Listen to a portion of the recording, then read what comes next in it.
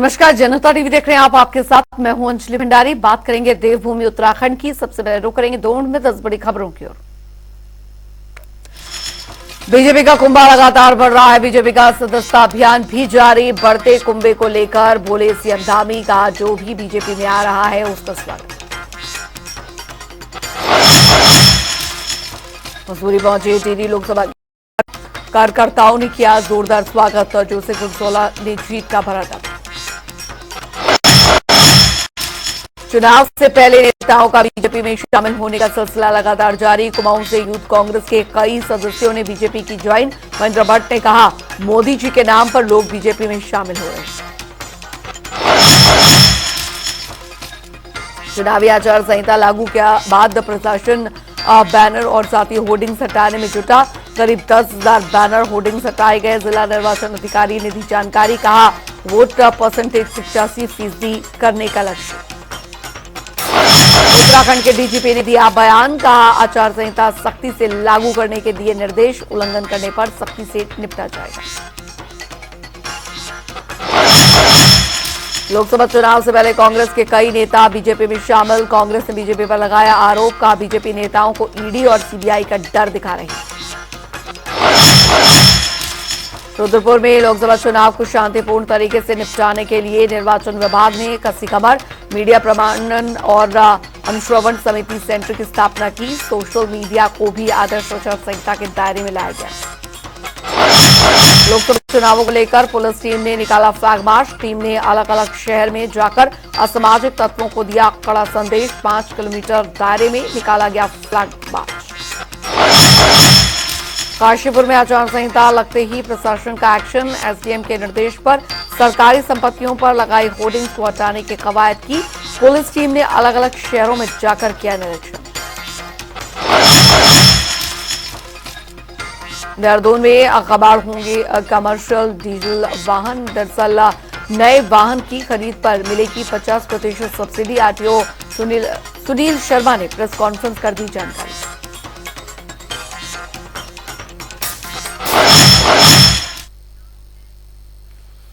चलिए खबरों में आगे बढ़ेंगे। लोकसभा चुनाव की दृष्टि से बीजेपी ने अपने मीडिया सेंटर का आज उद्घाटन किया। आपको बता दें, बीजेपी उत्तराखंड चुनाव प्रभारी दुष्यंत गौतम, सीएम पुष्कर सिंह धामी और प्रदेश अध्यक्ष महेंद्र भट्ट के हाथों कार्यालय का उद्घाटन हुआ। इस दौरान बीजेपी ने लोकसभा चुनाव को देखते हुए अपने प्रत्याशियों के नामांकन की तिथियों का ऐलान कर दिया।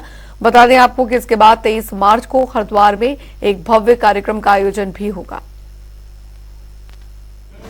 चुनाव से पहले उत्तराखंड के लोग हमारे देश के यशस्वी नेता, यशस्वी प्रधानमंत्री मोदी जी को समर्थन और वोट देने के लिए 19 तारीख का बहुत ही बेसब्री से इंतजार कर रहे हैं, प्रतीक्षा कर रहे हैं कि 19 तारीख का मतदान का दिवस आए और सारे लोग इसको एक उत्सव के रूप में मनाएंगे, एक त्योहार की तरह मनाएंगे और बड़े अंतर से यहाँ से 5 सीटें भारतीय जनता पार्टी जीतेगी।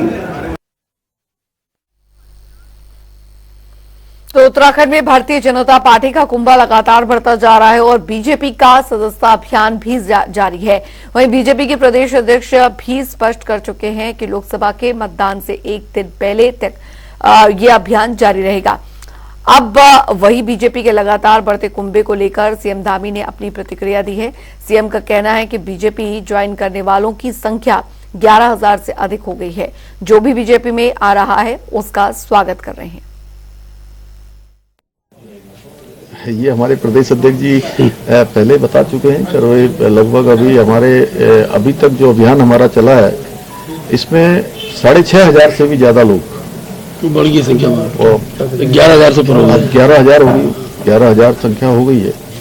और उसमें जो भी आ रहा है सबका हम स्वागत करते हैं, क्योंकि हमारे प्रधानमंत्री जी का जो विकसित भारत का संकल्प है, एक भारत श्रेष्ठ भारत का संकल्प है, उसमें हर एक भारतवासी योगदान देना चाहता है। उत्तराखंड के अंदर भी जो भाई बहन जो भी कहीं हैं, अगर वो हमारे साथ जुड़ना चाहते हैं, इन कामों को आगे बढ़ाने के लिए सहयात्री बनना चाहते हैं, तो हमारे प्रदेश अध्यक्ष जी उनका स्वागत कर रहे हैं। उधर विपक्ष के नेताओं के बीजेपी में शामिल होने को लेकर बीजेपी के चुनाव प्रभारी दुष्यंत गौतम ने कहा है कि आज देश के अंदर दो विचारधाराओं का ध्रुवीकरण हो रहा है। एक विचारधारा राष्ट्रवाद की है, वहीं दूसरी विचारधारा है इंडिया अलायंस की है। और क्या कुछ कहा दुष्यंत गौतम ने, सुनिए। इसके अंदर जो दो विचारधाराओं का ध्रुवीकरण हो रहा है, एक विचारधारा है राष्ट्रवाद की, संस्कृति और संस्कारों को आगे बढ़ाने वाली, जो हमारी चिर परिचित सनातन धर्म से चली आ रही है, सनातन चली आ रही है। एक वो विचारधारा है जो देश को एक विकसित भारत देने वाली है। 2047 में दासता की कोई निशानी नहीं रहे, आत्मनिर्भर भारत हो, भारत विश्व गुरु बने। एक विचारधारा जी, एक विचारधारा वो है जिस इंडिया अलायंस के अंदर बार बार कहते हैं साउथ का अलग देश बनना चाहिए, भगवान राम थे ही नहीं, शक्ति को मिटा देंगे, मंदिरों में लड़कियां छेड़ने के लिए जाते हैं, राम रावण का युद्ध हुआ ही नहीं, इनको हम कुचल देंगे। उधर कांग्रेस के वरिष्ठ उपाध्यक्ष सूर्यकांत धस्माना ने दरअसल विधानसभा अध्यक्ष की ओर से गढ़वाल संसदीय सीट पर बीजेपी उम्मीदवार के चुनाव प्रचार पर आपत्ति जताई है।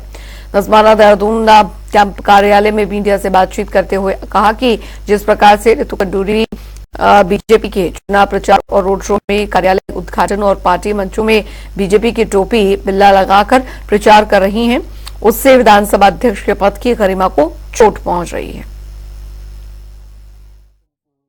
आप सर पर टोपी लगा के बीजेपी की, आप बिल्ला लगा करके बीजेपी का, आप झंडा लेकर के बीजेपी का, भारतीय जनता पार्टी के प्रत्याशी की जीप में बैठ करके और नारे लगा रहे हैं। मैं समझता हूं ये पीठ की मर्यादा पर, उसके आचरण पर कहीं ना कहीं प्रश्न चिन्ह खड़ा हो गया है। मैं तो बड़ा समझदार समझता था। ऋतु खंडूरी जी को मर्यादित आचरण करना चाहिए और आने वाले दिनों में वो बचेंगे इस बात से। उधर कांग्रेस पार्टी से टीडी लोकसभा के प्रत्याशी जोत सिंह गुनसोला दरअसल मसूरी पहुंचे, जहां पर उनका कांग्रेस कार्यकर्ताओं ने जोरदार स्वागत किया। इस मौके पर जोत सिंह गुनसोला ने मसूरी के शहीद स्थल पहुंचकर शहीदों को श्रद्धांजलि अर्पित की और अपनी जीत का दम भरा। बता दें आपको कि मसूरी कांग्रेस भवन पर आयोजित सभा में जोत सिंह गुनसोला ने सभी कार्यकर्ताओं को एकजुट होकर आगामी लोकसभा चुनाव के लिए प्रेरित किया। परिवर्तन का चुनाव है और वो परिवर्तन का चुनाव, ये जनता की ओर से ये बात थोड़ा दिखने लगी है, आने लगी है कि हमको पूरे देश में परिवर्तन चाहिए। और पूरे देश का परिवर्तन जो है, टिहरी लोकसभा की पहली सीट होगी जो परिवर्तन के नंबर में पहले आएगी और टिहरी से परिवर्तन शुरू होगा और पूरे देश के अंदर परिवर्तन होगा। और ये सत्ताधारी जो दल है, जो पार्टी है, उसके सामने दुनिया भर की चुनौतियां आगे खड़ी हो चुकी है। ये देख रहे हैं कि हमारे जन नायक जो है राहुल गांधी ने जो है पूरे देश को घूम घूम कर आम जन की उन समस्याओं से जुड़ने का प्रयास किया, सुनने का प्रयास किया और उसका हल करने का प्रयास किया। उधर लोकसभा चुनाव नजदीक है, तारीखें भी नजदीक तो घोषित हो चुके हैं। अब पार्टियों के नेताओं का जो दल बदल भी शुरू हो गया है। उत्तराखंड में कांग्रेस के नेता लगातार बीजेपी का दामन थाम रहे हैं, जिसको लेकर अब उत्तराखंड कांग्रेस प्रदेश अध्यक्ष करण माहरा ने प्रेस कॉन्फ्रेंस की और बीजेपी पर जमकर निशाना साधा। क्या कुछ कहा, सुनिए। तो हमसे भी गलतियां हुई। मालचंद जो बीजेपी का आदमी था, उसको पार्टी में लाके हमने टिकट दिया, वो हमारे से गलती हुई। दिनेश ये नेगी जो टिहरी से थे, उनको लाके भी गलती की, मैं ये मानता हूँ। और जब ऐसे लोग पार्टी में आते हैं तो गंदगी करते हैं और इन्हीं लोगों के प्रभाव में कुछ अच्छे लोग भी चले जाते हैं और अधिकतर वो गए हैं जिनका मैंने उदाहरण दिया। बीजेपी ज्वाइन कर खटीमा के प्रमुख जी 3 बार पद से हटाए गए, वित्तीय अनियमितता के आरोप लगे, 3 सदस्यीय कमेटी बने, उनको 3 बार हटाया, 3 बार वो कोर्ट से वापस आए।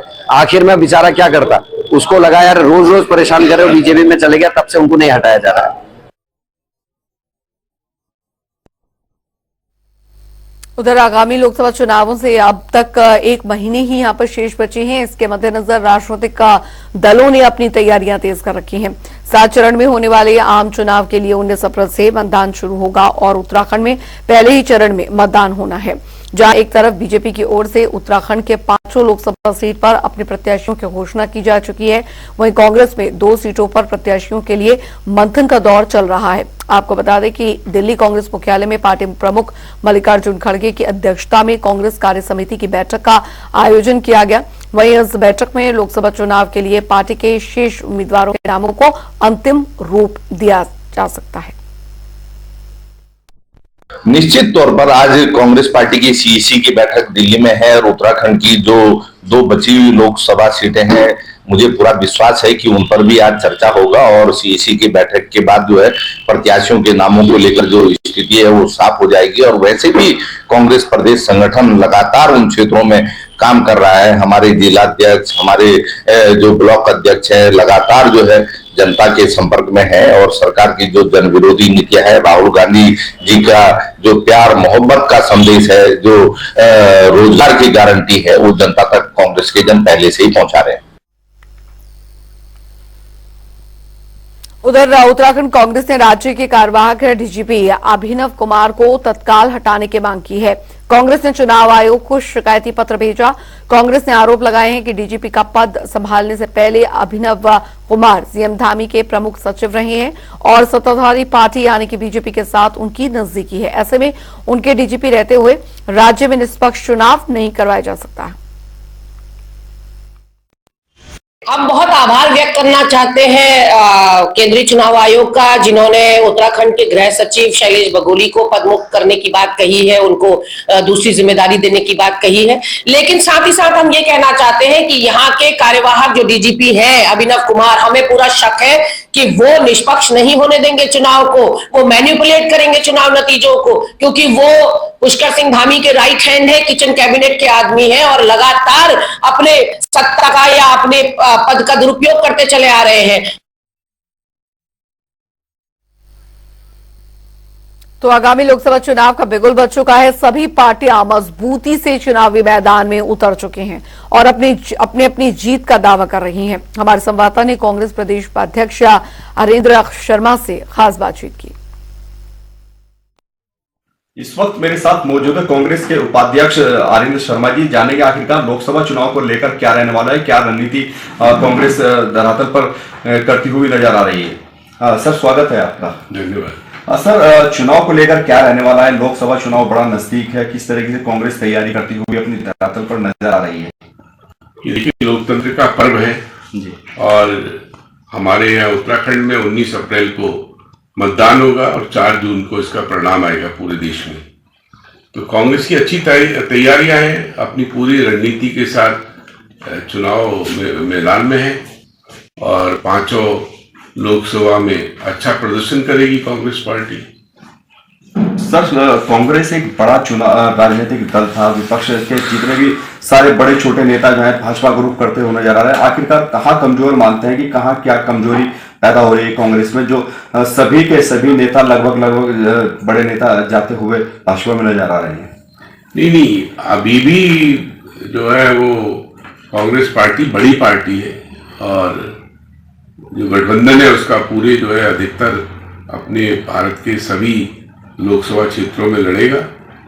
और नेता तो पार्टियां ऐसे समय में बदलते आते जाते रहते हैं, कुछ लोग इस दल में आएंगे, कुछ लोग उस दल में जाएंगे, तो ये आना जाना लगा रहेगा। लेकिन मैं ये कहता हूं कि जो जनता जब वोट देगी तो वो कांग्रेस के प्रत्याशी को जो मुद्दे हैं जनता के बीच के, गरीबी मुद्दा है, आपका महिलाओं के लिए है, आपके जो महंगाई है वो मुद्दा है, भ्रष्टाचार है वो मुद्दा है, और सबसे बड़ा मुद्दा तो बेरोजगारी का मुद्दा है, जिसको लेके जो है कांग्रेस पार्टी अपने हर एक मंच से कह रही है। कल ही महाराष्ट्र में एक बहुत बड़ी रैली हुई है, न्याय यात्रा, कि जो आर्थिक, सामाजिक और राजनीतिक जो है उसके लिए हम लोगों ने पूरे देश में यात्रा निकाली थी कांग्रेस ने। तो उसमें परिणाम जो है अच्छा आएगा, लोकसभा में कांग्रेस की अच्छी सीटें आएंगी। सर, जनता को एक मजबूत सरकार के साथ एक मजबूत विपक्ष की भी जरूरत रहती है, मगर वो आज विपक्ष मजबूत नहीं आ रहा है। कहाँ कमजोरी मानते हैं सर? वो विपक्ष आखिरकार गया कहाँ है? देखिए, लोकतंत्र में अगर विपक्ष मजबूत नहीं होगा, उसकी आवाज को दबाया जाएगा, तो वो जनता के साथ अन्याय होगा और जनता की आवाज जो है वो सरकार तक नहीं पहुंचेगी। अच्छा विपक्ष होना लोकतंत्र के स्वस्थ लोकतंत्र के लिए बहुत जरूरी है कि जनता की मांगे फिर कैसे उठेंगी। तो अच्छा लोकतंत्र का यही वो है कि अच्छा विपक्ष भी हो। तो हम तो इस बार अच्छे से चुनाव लड़ेगी कांग्रेस पार्टी और सत्ता में आएगी। सर उत्तराखंड में कांग्रेस की स्थिति क्या मानते हैं सर? अभी तक तो पार्टी कोई भी 2 सीटों को लेकर निर्णय नहीं ले सकी है। कहाँ आखिरकार रह गई है जहाँ मंथन करना बाकी रह गया है सर? नहीं, निर्णय जल्दी लेगी। देखिए उसकी एक प्रक्रिया है। अभी तो नामांकन की कल से प्रारंभ हो रहे हैं, तो मैं समझता हूँ कि जल्दी जो 2 प्रत्याशी हैं उनकी भी घोषणा हो जाएगी। सीईसी में उनके नामों की चर्चा होगी, फिर जो अच्छा प्रत्याशी होगा उसके नाम पर मोहर लगेगी। तो ये कांग्रेस की एक प्रक्रिया है, उसको पूरा करेंगे। जल्दी कैंडिडेट जो है यहाँ पर डिक्लेयर कर दिए जाएंगे। सर अभी कल ही राजेंद्र भंडारी जी ने भाजपा ज्वाइन की है, क्या कहना चाहेंगे सर राजेंद्र? और कुछ ऐसे भी विधायक हैं जो अभी भाजपा के संपर्क में हैं, ज्वाइनिंग करने वाले हैं सर, कुछ ऐसे सूत्रों के हवाले से खबर आ रही है। तो कहाँ क्या मानते हैं कि आखिरकार कहाँ कमी रह रही है, क्या वजह मानते हैं, सबसे बड़ी वजह क्या रहने वाली है? अब जो चले गए उनके बारे में क्या कहा जा सकता है, किस कारण गए, व्यक्तिगत कारण गए, तो ये किसी एक व्यक्ति का नहीं, आने आने रहेंगे। लेकिन जो जिसका नेता तो जनता बनाती है, तो जो जब वोट देगा, मतदान देगा, तो कांग्रेस के प्रत्याशी को देगी, समझते रहेगी। कोई एक व्यक्ति के आने जाने से क्या होगा, ये तो वो नहीं आएंगे। और भी आपको पता होगा कि कौन जा रहा है कौन नहीं, मेरे को जानकारी में नहीं है। लेकिन ये तो सब चलता रहता है। लेकिन कांग्रेस के प्रत्याशी को जनता के मुद्दों पर जब जनता वोट देगी, तो मैं समझता हूँ कि कांग्रेस के प्रत्याशी को वोट देगी। ये थे मेरे साथ आदित्य शर्मा जी। इनका साफ तौर पर कहना है कि जितने भी जनहित के मुद्दे हैं कांग्रेस लगातार जनता के बीच में रखती हुई नजर आ रही है। साफ तौर पर कहते हुए नजर आ रहे हैं कि इस बार जो है कांग्रेस लगातार भाजपा को जो है कड़ी टक्कर देती हुई नजर आएगी और अपनी सरकार भारत में बनाती हुई नजर आएगी। जनता टीवी के लिए जावेद, विकासनगर। उधर आगामी लोकसभा चुनावों को लेकर राजनीतिक दलों की सक्रियता तेज हो गई है। उत्तराखंड की क्षेत्रीय दल यूकेडी ने लोकसभा चुनाव को लेकर अपनी तैयारी को अंतिम रूप देने में लगी हुई है। हालांकि अभी यूकेडी प्रत्याशियों को लेकर मंथन का दौर जारी है, जिसको लेकर राजधानी देहरादून के प्रदेश कार्यालय में बैठक का आयोजन किया गया। इस दौरान उत्तराखंड क्रांति दल के अध्यक्ष पूरन सिंह कठैत ने दरअसल बताया कि संगठन और संसदीय बोर्ड की बैठक की गई है, जिसमें प्रत्याशियों के नाम पर विचार विमर्श किया जा रहा है और जल्दी उत्तराखंड क्रांति दल की ओर से प्रत्याशियों की घोषणा कर दी जाएगी। बिल्कुल, आज हमारी संसदीय बोर्ड की बैठक चल रही है और संगठन की भी बैठक चल रही है। संगठन जो जितने हमारे प्रत्याशी आए हैं, हर लोकसभा से, पौड़ी से आए हैं, टिहरी से आए हैं, अल्मोड़ा से आए हैं, नैनीताल से आए हैं, हरिद्वार से आए हैं, उन सभी को एक बैठक बने, उसमें संसदीय बोर्ड में रखा जाता है उसको। संसदीय बोर्ड फिर रिकमेंड करेगा, फिर आप रिकमेंड करेंगे और कल तक हम नामों की लिस्ट जारी कर देंगे। उधर लोकसभा चुनाव की आचार संहिता लागू होते ही सरकारी मशीनरी अलर्ट मोड पर आ गई है।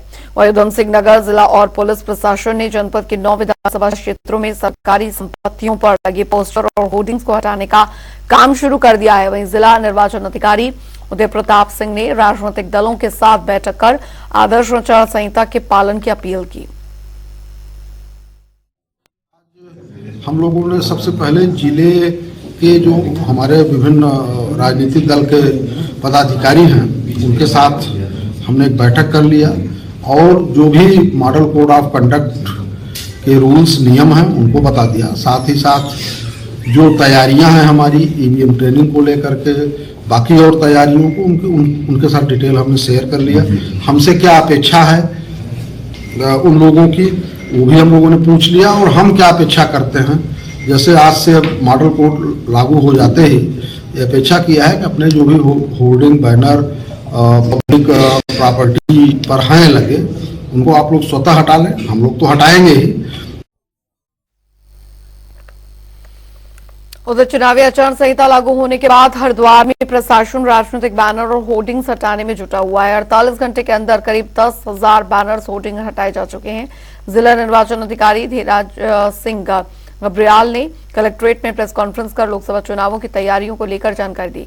आपको बता दें, धीराज सिंह गब्रियाल ने कहा कि हरिद्वार लोकसभा क्षेत्र में करीब 20 लाख मतदाता हैं। पिछले लोकसभा चुनाव में इस सीट पर वोट परसेंटेज 72% रहा था। इस बार वोट परसेंटेज को बढ़ाकर 85% करने का लक्ष्य रखा गया है। तो इस पोलिंग परसेंटेज को बढ़ाने के लिए लगातार हम लोगों ने एक्टिविटीज शुरू की और इन्हीं पोलिंग बूथों को भी हम लोगों ने सबसे ज़्यादा फोकस किया और वहाँ पे लगातार हमारे एक्टिविटीज बढ़ती रहीं, चाहे हमारे नुक्कड़ नाटकों के माध्यम से हो, बूथ अवेयरनेस ग्रुप्स के माध्यम से हो। लोग ये मान के चल रहे हैं कि इस बार 80-85% के करीब हम लोग देखिए 24 घंटे में जो भी सरकारी कार्यालय हैं उन स्थानों से बैनर पोस्टर्स को हटाना है।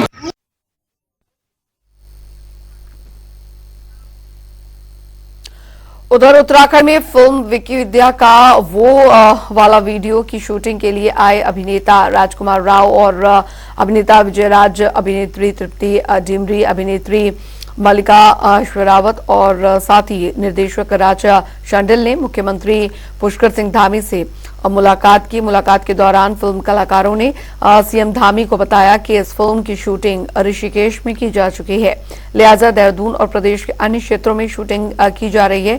इस दौरान फिल्म अभिनेताओं ने उत्तराखंड के खूबसूरत वादियों की तारीफ करते हुए कहा कि उत्तराखंड फिल्म शूटिंग के लिए एक बेहतर डेस्टिनेशन भी है।